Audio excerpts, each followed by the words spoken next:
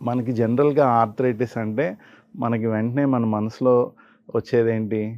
ఒక పెద్దాయన, లేకపోతే పెద్దావిడ మోకాళ్ళ నొప్పులతో అడుగు తీసి అడుగు వేయలేకపోవడం ఇవి. సో, ఈ ఆర్థరైటిస్ అన్నది జనరల్‌గా అవగాహన వచ్చేదదే. ఈ ఆర్థరైటిస్‌లో చాలా రకాలుంటాయి. ఇన్‌ఫ్లమేటరీ ఆర్థరైటిస్ అని, హ్మ్.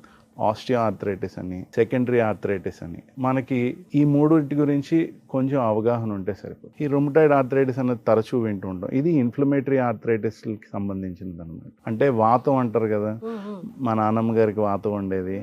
ఆవిడకి వంకాయ తింటే పడదు. లేకపోతే వేరే ఏదో తింటే నొప్పులు ఎక్కువైపోతాయి. ఇవన్నీ ఇన్‌ఫ్లమేటరీ ఆర్థరైటిస్‌లన్నమాట. ఈ ఇన్‌ఫ్లమేటరీ ఆర్థరైటిస్‌లనేవి థర్డ్ డికేడ్, ఫోర్త్ డికేడ్‌లోనే స్టార్ట్ అవుతాయి. హ్మ్.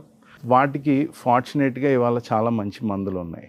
వాళ్ళందరూ సర్జరీ దాకా వెళ్ళరు. అలాగే ఆస్టియో ఆర్థరైటిస్. హ్మ్. ఈ ఆస్టియో ఆర్థరైటిస్ అనేది వయసుతో వచ్చి అరుగుదలనమాట. హ్మ్. అంటే మనం జనరల్‌గా చూసేది.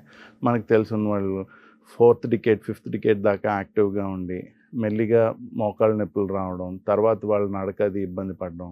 ఇది మనం చూసే ప్రైమరీ ఆస్టియో ఆర్థరైటిస్ హ్మ్. అనమాట. వీళ్ళు కూడా చాలామంది సర్జరీ నెసెసిటీ లేకుండా లైఫ్ స్టైల్ మోడిఫికేషన్స్ తోటి వాటితోటి కంఫర్టబుల్‌గానే ఉండగలరు. హ్మ్.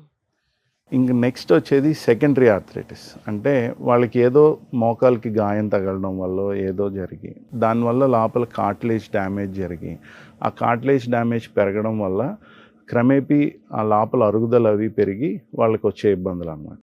వీళ్ళలో చాలామంది సర్జరీకి వెళ్తారు. మోకాలు నొప్పి ఉన్న ప్రతి వాళ్ళకి ఆర్థరైటిస్ ఉండదు. ఆర్థరైటిస్ ఉన్న ప్రతి వాళ్ళకి సర్జరీ అవసరం లేదు.